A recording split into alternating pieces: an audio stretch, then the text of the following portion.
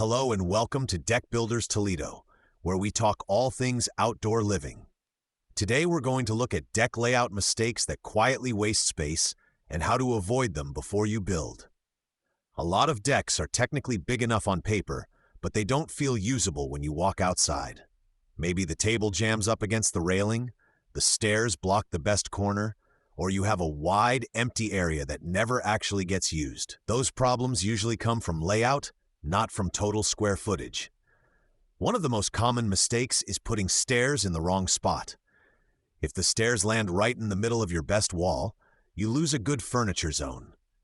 If they drop straight into a tight corner, people feel like they're stepping into traffic every time they come up or down. We like to place stairs where they line up with natural paths, toward a patio, toward a gate, or toward the part of the yard people use the most. Another mistake is forgetting about walking lanes. You need clear paths from the door to the stairs and from the grill to the table without squeezing around chairs and corners.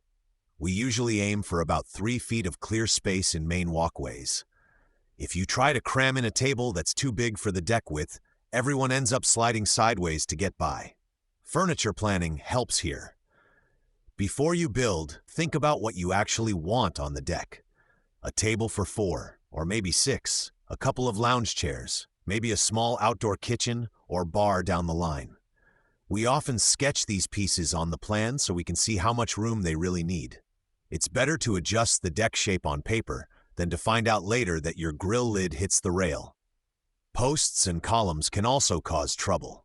If you're planning a pergola or a roof cover, those posts need to land somewhere. We try to keep them out of main walkways and away from key sightlines out to the yard. With good planning, posts can frame the space instead of feeling like obstacles. That's especially important when you connect a deck to a patio or another lower level. Materials tie into layout more than people expect. Composite decking gives us the ability to use color changes or board patterns to define zones without adding more levels. For example, on a TimberTech or similar composite deck, we might use a border color around a dining area or at the top of the stairs. That simple visual cue helps people read the space quickly and move more confidently. We also see decks that are one big level when they'd work better as 2 smaller levels connected by a short set of wide steps. A slightly lower lounging zone or a small landing between the door and the main deck can make the whole space feel more natural to use. The key is balancing structure, budget, and how you actually live outside.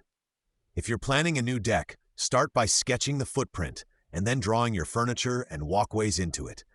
If it feels cramped or awkward on paper, it will feel worse in real life. That's the time to adjust the stairs, change the shape, or even add a bump out where it matters most. You can reach our team at 419-574-4799 or visit toughdeckbuilderstoledo.com if you'd like help laying out a deck that fits your home and doesn't waste space. At Tough Deck Builders Toledo, we focus on decks that feel organized and easy to use every day, not just big. Thanks for listening to Deck Builders Toledo.